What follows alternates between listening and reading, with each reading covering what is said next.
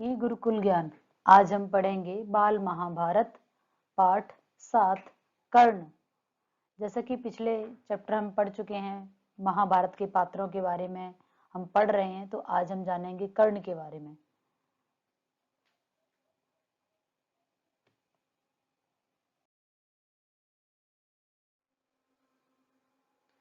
कर्ण। पांडवों ने पहले कृपाचार्य से और बाद में द्रोणाचार्य से अस्त्र शस्त्र की शिक्षा पाई। उनको जब विद्या में काफी निपुणता प्राप्त हो गई तो एक भारी समारोह किया गया, जिसमें सबने अपने कौशल का प्रदर्शन किया। सारे नगरवासी इस समारोह के देखने के लिए आए। तरह तरह के खेल हुए और हर एक राजकुमार यही चाहता था कि वही सबसे बढ़कर निकले। आपस में प्रतिस्पर्धा बड़े जोर की थी, परंतु तीर चलाने में पांडुपुत्र अर्जुन का कोई सानी न था। अर्जुन ने धनुष विद्या में कमाल का खेल दिखाया। अब यहाँ जैसे कि हमने पिछली क्लास में देखा था कि पांडवों और कौरवों के प्रथम गुरु कौन थे? कृपाचार्य। लेकिन उसके बाद जो द्रोणाचार्य हैं वो पांडवों के गुरु बनते हैं और उनसे अस्त्र शस्त्र की शिक्षा पाते हैं। जब शिक्षा कंप्लीट हो गई उनकी, तो उसके बाद उसमें कह सकते हैं कि एक प्रतियोगिता रखी गई, एक समारोह किया गया, और उस समारोह में सभी अपने अपने कौशल स्किल का प्रदर्शन करने के लिए सभी लोग एकत्र हुए। सभी नगरवासी उसमें आए और सब तरह तरह से कह सकते हैं अलग अलग तरीके से अपने खेल के द्वारा, है ना, अपनी जो प्रतिभा थी उसको दिखाना चाह रहे थे। और हर एक राजकुमार ये चाहता था कि मैं सबसे आगे हूँ, मैं सबसे आगे हूँ। प्रतिस्पर्धा मतलब होता प्रतियोगिता। जैसे नॉर्मली आप देखते हो ना कि प्रतियोगिता जब होती है ना, तो हर किसी को लगता है कि प्रतियोगिता मैं ही जीतूं। वैसे ही पांडव और कौरव जब इस प्रतियोगिता में भाग ले रहे थे तो बड़े ही जोर शोर से कह सकते हो, अब इसमें प्रतियोगिता में हिस्सा लेते वक्त ऐसा प्रदर्शन कर रहे थे कि जैसे वही सबसे आगे निकल जाएंगे। परंतु सबसे ज्यादा जो तीर चलाने में पांडुपुत्र अर्जुन का कोई सानी न था। कोई सानी मतलब कोई मुकाबला करने वाला नहीं था। अर्जुन ने धनुष विद्या में कमाल का खेल दिखाया। कई बार क्या होता है कि कोई प्रतियोगिता में कुछ लोग इतना कह सकते हैं कि बहुत ज्यादा अपनी प्रतिभा का जो प्रदर्शन करते हैं, लोग दंग रह जाते हैं। वैसे ही अर्जुन ने अपना जो था प्रदर्शन किसमें दिखाया? धनुष विद्या में। उनकी अद्भुत चतुरता को देखकर सभी दर्शक और राजवंशों के लिए सभी उपस्थित लोग दंग रह गए। मतलब उन्होंने इतना आश्चर्यचकित कर देने वाली जो धनुर्धर विद्या सीखी हुई थी उससे करतब दिखाए तो सभी लोग दंग रह गए, मतलब हैरान रह गए। ये मुहावरा है यहाँ पर, सानी न था, दंग रह गया। इनको आप अंडरलाइन करके अपनी कॉपी में लिखते जाएं, अपनी बुक में अंडरलाइन कर लें, कॉपी में लिखते जाएं। दंग रह जाना मतलब आश्चर्यचकित रह जाना। यह देखकर दुर्योधन मन ईर्षा से जलने लगा। पिछले कई चैप्टरों से देखते आ रहे हैं कि जो दुर्योधन है वो हमेशा से पांडवों से चिढ़ता रहता है और उसके मन में लगातार ईर्षा का जो भाव है वो बढ़ता जाता है।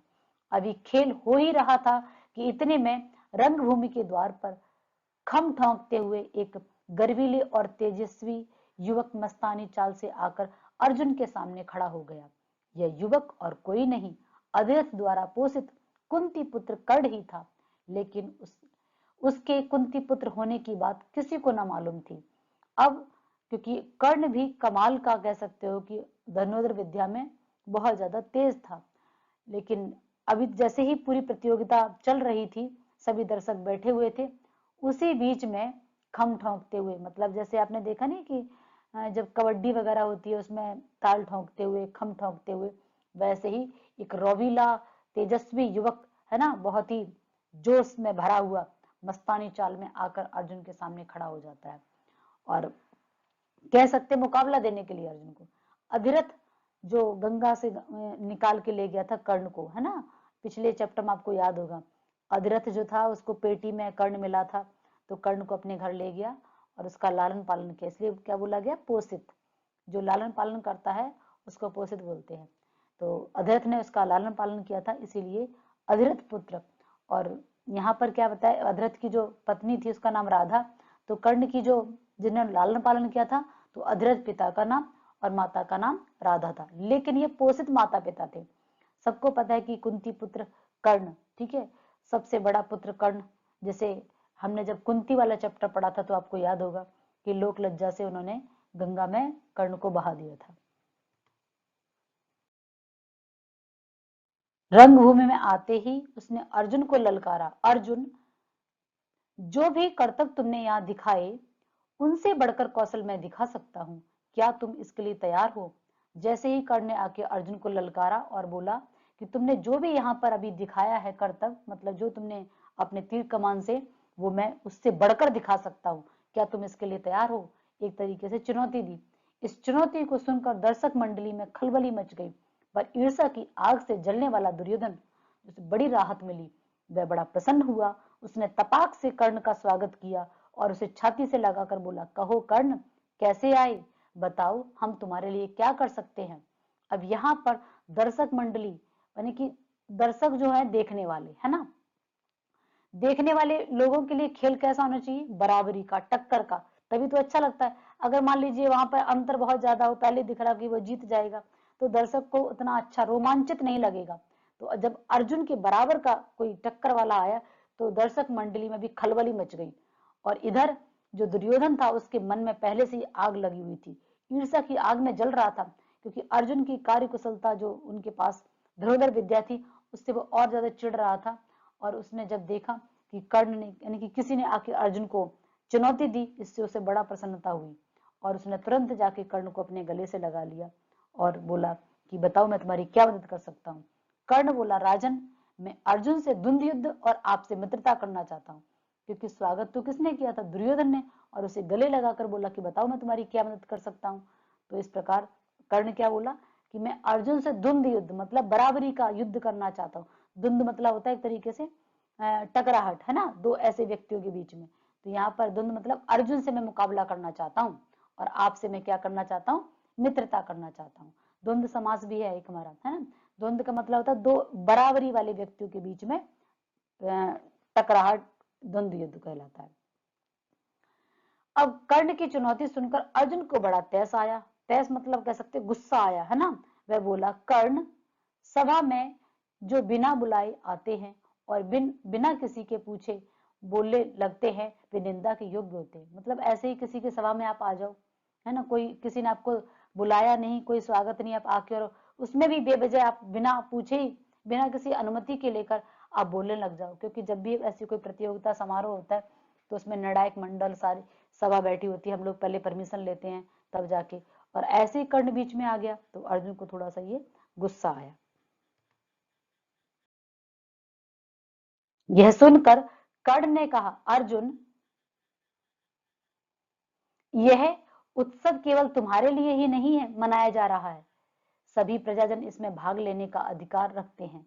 व्यर्थ डींगे मारने का क्या फायदा? चलो तीरों से बातें कर ले। अब दो धनुर्धर हैं, दो मतलब पराक्रमी हैं दोनों ही। कर्ण को सुनकर अर्जुन की बात अच्छा नहीं लगा और उसने भी क्या बोला, अर्जुन, यह तो केवल उत्सव है ना, और ये केवल तुम्हारे लिए नहीं है, पूरा हस्तिनापुर के लोग जितने लोग बैठे सबके लिए है। तो सभी प्रजाजन इसमें अधिकार लेने का मतलब भाग लेने का अधिकार रखते हैं, तो कैसे आप मुझे मना कर सकते? डींगे, यहाँ पर लिखा ना, डींगे मारना यानी कि व्यर्थ ही अपनी तारीफ करना, है ना। तो यहाँ पर ये भी फिर से मुहावरा आ गया, दो मुहावरे पहले आ चुके हैं। तो व्यर्थ डींगे हाँकने का मतलब है, व्यर्थ डींगे मारने का मतलब है अपनी झूठी प्रशंसा करना। ठीक है, चलो तीरों से बातें कर ले, मतलब ऐसे बोलने से कुछ नहीं होता। अगर सच में तुम्हें धनुर्धर विद्या है तो तीरों से बातें करते हैं। जब कर्ण ने अर्जुन को यह चुनौती दी तो दर्शकों ने तालियां बजाई। उनके दो दल बन गए, एक दल अर्जुन को बढ़ावा देने लगा और दूसरा दल कर्ण को। इसी प्रकार वहां इकट्ठी स्त्रियों के भी दो दल बन गए। कुंती ने कर्ण को देखते ही पहचान लिया और भय तथा लज्जा के मारे मूर्छित सी हो गई। उसकी यह हालत देखकर विदुर ने दासियों को बुलाया और उसे चेत करवाया। अब मैंने आपको बताया था ना, भी दर्शक जो है उनको तो रोमांचित मैच चाहिए, कुछ भी ऐसा होना चाहिए ना दर्शक सामने कि भाई जो भी आप खेल रहे हैं वो बराबर का होना चाहिए, तभी तो दर्शकों को मजा आएगा। तो सारे दर्शक जो थे तालियों से स्वागत किया और दो टीम में डिवाइड हो गए। दल मतलब टीम, दो टीम बन गई, एक अर्जुन को चेयरअप करने लगे और दूसरे कर्ण को, मतलब उत्साह बढ़ाने लगे। और स्त्रियों के भी दो दल बन गए। जैसे ही कुंती की नजर कर्ण पे पड़ी उसने तुरंत पहचान लिया कवच कुंडल जो धारण किए हुए उनका जो बच्चा था कर्ण, जिसे उन्होंने लोक लज्जा से गंगा में बहा दिया था, उसी कर्ण को सामने देखते ही कुंती तुरंत पहचान जाती है और फिर से डर की वजह से, वो लज्जा की वजह से, भय की वजह से मूर्छित हो जाती हैं, मतलब बेहोश हो जाती हैं। और ये हालत देखकर विदुर ने दासियों को बुलाया और उनको चेत मतलब होश में लाए। जैसे होता ना पानी वानी डाल के किसी को होश में लाना, तो वैसे जो एक तरीके से मूर्छित हो गई थी, बेहोश हो गई थी, उनको होश में करवाया। इसी बीच कृपाचार्य ने उठकर कर्ण से कहा, अज्ञात वीर, महाराज पांडु का पुत्र। अब बीच में कृपाचार्य जो कि उनके गुरु हैं, वो खड़े हो जाते हैं और बोलते हैं, महाराज पांडु का पुत्र और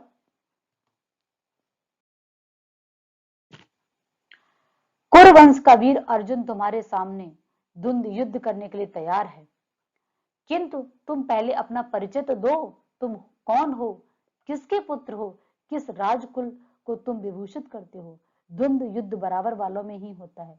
कुल का परिचय पाए बगैर राजकुमार कभी द्वंद्व करने को तैयार नहीं होते। कृपाचार्य की यह बात सुनकर कर्ण का सिर झुक गया। अब क्योंकि क्षत्रिय राजा हैं अर्जुन, है ना, क्षत्रिय वीर हैं, तो यहाँ पर कुरुवंश, उनका वंश का नाम कुरुवंश के हैं वो। तो अर्जुन जो है बहुत मतलब कह सकते पराक्रमी, उनके गुरु ने क्या बोला कि ऐसे ही किसी से युद्ध नहीं करते राजकुमार। जो राजकुमार होते हैं, जो एक राजा का बेटा होता है, उसको युद्ध के लिए बराबरी वाला ही कोई चाहिए। आप अपना परिचय दीजिए ना, कि आप कौन हैं, किसके पुत्र हैं, किस राजकुल से हैं, आपके आपके जो वंश है उसका क्या नाम है। जैसे यहाँ पर कुरुवंश है अर्जुन के, वैसे आपके वंश का क्या नाम है ना, परिचय तो दो। राजकुमार कभी भी द्वंद्व युद्ध मतलब जो बराबरी का युद्ध होता है, वो एक राजा दूसरे राजा से युद्ध करेगा ना, तो वैसे ही एक राजकुमार दूसरे राजकुमार से करेगा। आप कौन है, कहां से आए हैं, अपना परिचय दीजिए। कर्ण ने जब कृपाचार्य की इस तरीके से बातें सुनी तो उसका सर नीचा हो गया। कर्ण को इस तरह देखकर दुर्योधन उठ खड़ा होकर बोला, अगर बराबरी की बात है तो मैं आज ही कर्ण को अंग देश का राजा बनाता हूं। यह कहकर दुर्योधन ने तुरंत पितामह भीष्म एवं पिता धृतराष्ट्र की अनुमति लेकर वहीं रंगभूमि में ही राज्याभिषेक की सामग्री मंगवाई और कर्ण का राज्याभिषेक करके उसे अंग देश का राजा घोषित कर दिया। अब जब देखा दुर्योधन ने कि ये तो बात बिगड़ी जा रही है, यहाँ पर अगर कर्ण युद्ध नहीं करेगा तो अर्जुन को मतलब उसे एक तरीके से अंदर जो जलन पैदा हो रही थी ना, वो अर्जुन को हारता हुआ देखना चाह रहा था। तो इसी बात पे दुर्योधन तुरंत खड़ा हो गया और उसने बोला, अच्छा बात बराबरी वाली की है, तो मैं अभी यानी कि अपने ही राज्य में जो उनका अंग देश था, ठीक है, जैसे एक पूरा का पूरा जैसे भारत है तो उसमें एक राज्य होता है, यूपी है, बिहार है ना, ऐसे ही हस्तिनापुर कुरुवंश का जो पूरा का पूरा राज्य में अंग देश है, उसका राजा बना दिया। किसको, कर्ण को बना दिया। और तुरंत उसका राज्य मतलब अपने पिता से अनुमति ले ली, पितामह से अनुमति ले ली, और उसके बाद राज्याभिषेक करते हैं, जो मुकुट वगैरह पहनाते हैं, जैसे कि आप चित्र में देख रहे हो। तुरंत वहीं पर उस पूरे सभागार में ही राज्याभिषेक करके कर्ण को अंग देश का राजा बना दिया। क्यों, क्योंकि राजा बनने तभी तो वो अर्जुन से युद्ध कर पाएगा। एक राजकुमार बन एक राजा बनना चाहिए ना, उसको राजा की बराबरी हैसियत होनी चाहिए। इतने में बूढ़ा सारथी अधिरथ, जिसने कर्ण को पाला था, लाठी टेकता हुआ आया और भय के मारे कांपता हुआ बोला, सभा में प्रविष्ट करता हुआ, कर्ण जो अभी अभी अंग नरेश बना दिया गया, उसको देखते ही धनुष नीचे रखकर उठ खड़ा हुआ और पिता मानकर बड़े आदर के साथ उसके आगे सिर नवाया। बूढ़े ने भी बेटा कहकर उसे गले से लगा लिया। यह देखकर भीम खूब खह खहा के हंसा, मतलब ठा ठा के जैसे मारकर हंस पड़ा और बोला, सारथी का बेटा है ना, धनुष छोड़कर हाथ में चाबुक लो, चाबुक वही तुम्हें शोभा देगा। तुम भला कब से अर्जुन के साथ द्वंद्व युद्ध करने के लिए योग्य हो गई, है ना। इस तरीके से एक तरीके से भीम जो थे, उन्होंने क्या किया, जैसे ही देखा कि बूढ़ा सारथी एक राज्य का, एक प्रजा का, वो भी सारथी का बेटा, रथ चलाने वाला जो होता है उसे सारथी बोलते, उसका अधिरथ जो था वो एक रथ चलाने वाला था। उसने कर्ण को पाला पोसा था, बूढ़ा था वो बेचारा, लाठी टेकता हुआ अंदर आया डर से, भाई एक राजकुमार से मेरा बेटा युद्ध कर रहा है, तो उसे बहुत ज्यादा डर लगा। प्रविष्ट मतलब प्रवेश किया। कर्ण ने जो कुछ अभी अभी अंग नरेश का जो मतलब अभी अभी उसे उसके मित्र ने उसे अंग देश का, नरेश मतलब राजा का पर्यायवाची, राजा बना दिया था, उसको देखते ही धनुष नीचे रखा। जिस प्रकार एक पिता वो एक पुत्र अपने पिता का सम्मान करता है, आदर करता है, वैसे ही कर्ण ने धनुष को नीचे रख के अपने पिता का सर नवाया, मतलब पैर छुए बूढ़े पिता ने भी क्या किया, अपने बेटे को गले से लगा लिया। यह देखकर कह कहा कर, मतलब जैसे ठहाका मार के नहीं हंसते, वैसे भीम खड़ा हो गया और बहुत तेजी से हंसने लगा। बोला, सारथी का बेटा, क्योंकि अभी तक तो किसी को पता ही नहीं था, है ना। अब एक राजकुमार कहाँ एक सारथी का बेटा। बोला, धनुष छोड़ के हाथ में चाबुक ले लो, क्योंकि चाबुक जो होता है एक जिसमें डंडे में रस्सी बंधी रहती है, जिससे घोड़ों को हाँकते हैं, है ना, उसको चाबुक बोला जाता है। वही तुम्हें शोभा देगा, क्योंकि भाई सारथी है तो वो उसका बेटा भी सारथी है ना, इसीलिए भीम ने ऐसे कर्ण का अपमान किया। यह सब देखकर सभा में खलबली मच गई। इस समय सूरज भी डूब रहा था, इस कारण सभा विसर्जित हो गई मशालों और दीपकों की। अब यहाँ पर क्या है, पहले नियम हुआ करता था कि भाई युद्ध में सूर्य अस्त होने के बाद कोई भी युद्ध नहीं होगा। इस कारण सभा विसर्जित मतलब क्या होगी, डिस्पर्स हो गई, मतलब वो अपने अपने घरों में चल गई। अब जब अंधेरा हो गया तो क्या लोगों ने मसालें जला ली, दीपक, क्योंकि पहले इन्वर्टर तो थे नहीं, लाइट आ गई, भाई चलो ठीक है, तो लोगों ने अपनी मसालें और दीपकों को जला लिया, क्योंकि चारों तरफ अंधेरा छा गया था। रोशनी में दर्शक वृंद अपनी अपनी पसंद के अनुसार अर्जुन, कर्ण और दुर्योधन की जय जय बोलते हुए चले जाते रहे। अब यहाँ पर दर्शक वृंद, ये हमारा क्या समूहवाचक संज्ञा है। दर्शक मंडली और दर्शक वृंद, ये समूहवाचक संज्ञा के लिए यहाँ पर आया हुआ है। हम कह सकते हैं इसमें, अगर आपको ग्रामेटिकल देखेंगे तो ये दर्शक जो दर्शक मतलब दर्शनों के लोगों की जो भीड़ है उसको वृंद कहा जाता है। सबको, जिसको जो अर्जुन पसंद तो अर्जुन की जय बोला, जिसको कर्ण पसंद उसने कर्ण की, जिसको दुर्योधन पसंद उसने दुर्योधन की जय बोलकर सभी प्रजा जो थी अपने अपने घर चली गई। इस घटना के बहुत समय बाद एक बार इंद्र बूढ़े ब्राह्मण के वेश में अंग नरेश कर्ण के पास आए और उसके जन्मजात कवच और कुंडलों की भिक्षा मांगी। इंद्र को डर था कि भावी युद्ध में कर्ण की शक्ति से अर्जुन पर विपत्ति आ सकती है।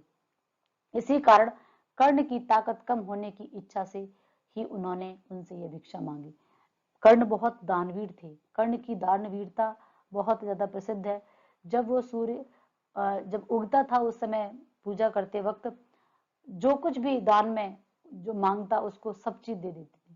ये बात दूर दूर तक सबको पता था कि कर्ण बहुत बड़ा दानी है, मतलब दान करने वाला है। सुबह पूजा स्नान करके सूर्य को जल देना और फिर दान करना, तो ये बात इंद्र को पता चली, क्योंकि अर्जुन जो है इंद्र के बेटे हैं और उन्हें पता था कि जिस प्रकार आज तो टल गई बात कि सूर्यास्त हो गया, तो लेकिन भावी भविष्य में जिस प्रकार अर्जुन धनुधर है वैसे ही कर्ण भी धनुधर है और कर्ण अर्जुन के प्राण ले सकता है, मतलब उसको युद्ध में परास्त कर सकता है।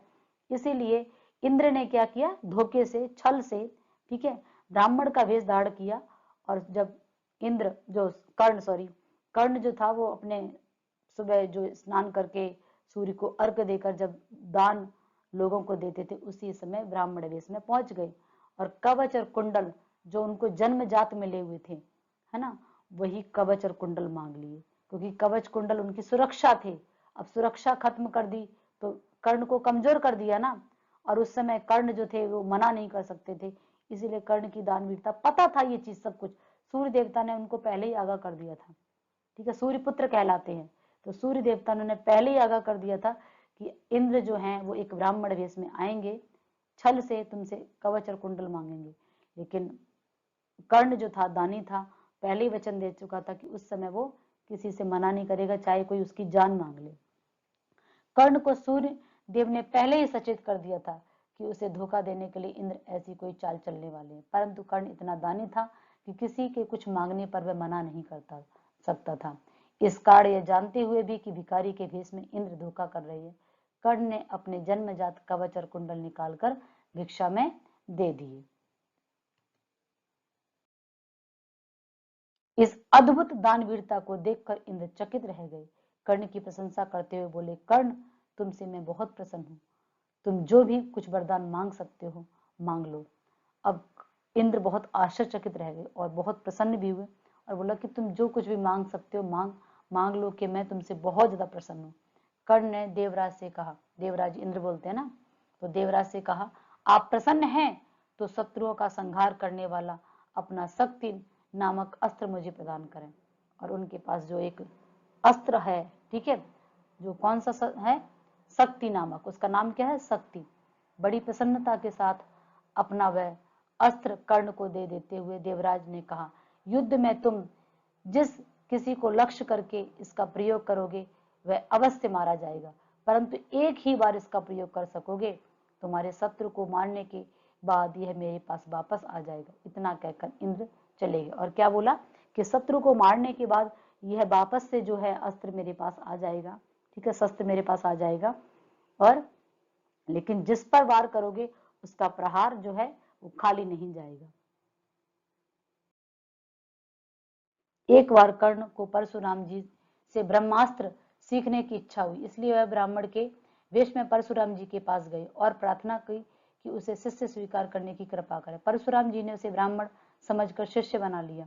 इस प्रकार छल से कर्ण ब्रह्मास्त्र चलाना सीख लिया, ठीक है। ब्रह्मास्त्र यानी कि परशुराम ने प्रतिज्ञा ली थी वो क्षत्रियों को विद्या नहीं देंगे, है ना, इसीलिए कर्ण ने क्या किया कि अपना जो था भेष ब्राह्मणों का रख लिया, केवल ब्राह्मणों को शिक्षा देने का उन्होंने पढ़ लिया था। एक दिन परशुराम कर्ण की जांग पर सर रखकर सोए हुए थे। जो पैर है ना, ऊपर वाला हिस्सा, ठीक है, यहाँ पर वो टांग में सर रख के सोए हुए थे। इतने में काला भौरा, जो आपने देखा फूलों पर बैठता काले रंग का भौरा, बहुत तेज काटता है, उसने कर्ण की जांग में काट लिया। और उसके बाद कर्ण को बहुत दर्द हुआ, लेकिन कर्ण ने अपनी जो टांग थी उसको नहीं हिलाया। पैर को क्यों नहीं हिलाया? क्योंकि अगर वो पैर को हिलाते तो गुरु जी की जो है वो नींद भंग हो जाती है ना, नींद टूट जाती। इसीलिए कर्ण ने इस भय से कि कहीं गुरु जी की नींद ना खुल जाए, जांग को जरा भी नहीं हिलाया और उससे रक्त की धारा बहने लगी। मतलब उसके काटने से खून जो था वो बहने लगा, और वो जो खून जब बह के आगे बढ़ा तो वो जो खून गीला गीला, क्योंकि ब्लड जो है ना लिक्विड होता है, तो पानी जैसे सो रहा हो कि व्यक्ति पानी डाल तो जल्दी आंख खुल जाती, वैसे गीला गीला खून जो था है ना वो उनके शरीर से छुआ गुरु जी के परशुराम के, तो वो तुरंत एकदम जग गए। और उन्होंने बोला, बेटा सच बताओ कि तुम कौन हो, क्योंकि उन्हें पता था ब्राह्मण इतना दर्द तो नहीं सह सकता, ये कोई क्षत्रिय ही ऐसा कर सकता है। तब कर्ण असली बात छिपा ना सके, उसने स्वीकार कर लिया कि ब्राह्मण नहीं बल्कि सूत पुत्र है। यह जानकर परशुराम को बड़ा क्रोध आया, अतः उन्होंने उसी घड़ी मतलब उनको साप दे दिया और कहा, चूंकि तुमने अपने गुरु को धोखा दिया, इसलिए जो विद्या तुमने सीखी है वह अंत समय में तुम्हारी किसी काम ना आएगी। एन वक्त पर तुम उसे भूल जाओगे, रण क्षेत्र में तुम्हारे रथ का पहिया पृथ्वी में धंस जाएगा। अब यही जो गुरु का शाप था, उसकी वजह से महाभारत के युद्ध में जब कर्ण ने, ठीक है, अर्जुन ने कर्ण पर प्रहार किया, उस समय जो अंत समय में कह सकते हो कि कर्ण अपनी सारी विद्याएं जो थे भूल गए, उनका जो रथ का पहिया था वो भी जमीन में धंस गया था। और जब वो रथ का पहिया बाहर निकालने लगे, उतने में ही अर्जुन ने क्या किया, कर्ण को मार दिया। परशुराम जी का यह शाप झूठा ना हुआ, जीवन भर कर्ण को उनकी सिखाई हुई ब्रह्मास्त्र विद्या याद रही, पर कुरुक्षेत्र के मैदान में अर्जुन से युद्ध करते समय कर्ण को वह याद न रही। दुर्योधन के घनिष्ठ मित्र कर्ण का अंत समय तक कौरवों को साथ न छोड़ना, कुरुक्षेत्र के मैदान भीष्म और आचार्य द्रोण के आहत हो जाने के बाद दुर्योधन ने कर्ण को ही कौरव सेना का सेनापति बनाया। कर्ण ने 2 दिन तक अद्भुत कुशलता के साथ युद्ध का संचालन किया। आखिरी जब शापवश उसके रथ का पहिया जमीन में धंस गया और वह धनुष बाण रखकर जमीन में धंसा हुआ पहिया निकालने का प्रयत्न करने लगा, तभी अर्जुन ने उस महारथी पर प्रहार किया। माता कुंती ने जब यह सुना तो उनके दुख का पार ना रहा। मतलब बहुत ज्यादा उन्हें दुख हुआ कि एक बेटे अपने ही भाई को मार रहा है, एक बेटे के द्वारा, क्योंकि सबको पता नहीं था, ये बात कुंती को पता थी। माँ के लिए तो दुखी है ना, बेटा मारा गया, चाहे अर्जुन या फिर कर्ण, उनके लिए तो बेटा ही है उनका वो। तो इस प्रकार से जो कर्ण थे अंतिम समय में अपनी सारी की सारी जो ब्रह्मास्त्र विद्या जो भी सीखी थी वो भूल जाते हैं। और चित्र में आप देख रहे हो किस तरीके से रथ का पहिया निकाल रहे हैं, इतने में अर्जुन जो है कर्ण पर वार कर देते हैं। उम्मीद है कि आपको चैप्टर समझ में आया होगा। एक बार वीडियो को दोबारा सुन लेंगे तो सारे क्वेश्चन के प्रश्नों के उत्तर आप आराम से दे पाएंगे। अब इस पाठ में जितने भी आए हुए कठिन शब्दार्थ थे उनको मैंने आपके लिए दिया। जैसे तपाक मतलब एकदम से, द्वंद मतलब युद्ध 2 व्यक्तियों के मध्य, तैस मतलब क्रोध, व्यर्थ मतलब व्यर्थ डींगे मारना, झूठी प्रशंसा करना। विभूषित मतलब सुशोभित, वगैर मतलब बिना, प्रविष्ट मतलब प्रवेश करना, विसर्जित मतलब समाप्त करना, बहा देना। विपत्ति मतलब आपत, संकट। अद्भुत मतलब विचित्र, देवराज देवताओं का राजा इंद्र। लहू रक्त, सूतपुत्र अधिरथ का बेटा, रण क्षेत्र युद्ध का मैदान। घनिष्ठ मतलब निकटतम। आहत मतलब घायल। अब इस पाठ में आए हुए सभी प्रश्नों को मैंने दिया हुआ है, आप चैप्टर को बहुत ही ध्यान से एक बार फिर से सुन लेंगे। अगर आपने ध्यान से सुना है तो बहुत आराम से प्रश्नों के उत्तर दे सकते हैं। अगर थोड़ा सा भी आपको लगता है तो एक बार फिर से वीडियो को सुन के प्रश्नों के उत्तर दीजिए। पांडवों ने कौन कौन से ऋषियों से अस्त्र शस्त्र की विद्या पाई? इस प्रकार से मैंने दिए हुए, आप सारे प्रश्नों को देखेंगे तो बहुत आराम से प्रश्नों के उत्तर दे पाएंगे। कर्ण कौन था? अधरथ का बेटा था, है ना, अधरथ द्वारा पोषित कुंती पुत्र था। उसने दुर्योधन से क्या कहा कि वह अर्जुन से द्वंद्व युद्ध करना चाहता है और आपसे मित्रता करना चाहता है। वीडियो को पॉज करके आप प्रश्नों के उत्तर अपनी कॉपी में लेकर चेक करिए कि प्रश्न पहले लिखिए और उत्तर देने की कोशिश करें कि आपको कितने प्रश्नों के उत्तर आ रहे हैं।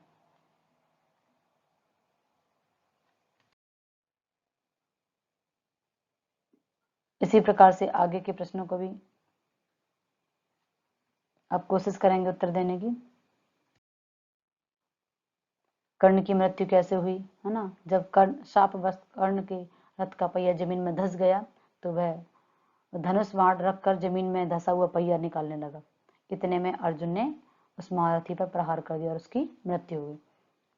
चैप्टर थोड़ा बड़ा था तो इसलिए प्रश्न भी काफी ज्यादा बन गए, लेकिन बहुत आसान प्रश्न है, आप आराम से उनका उत्तर दे पाएंगे।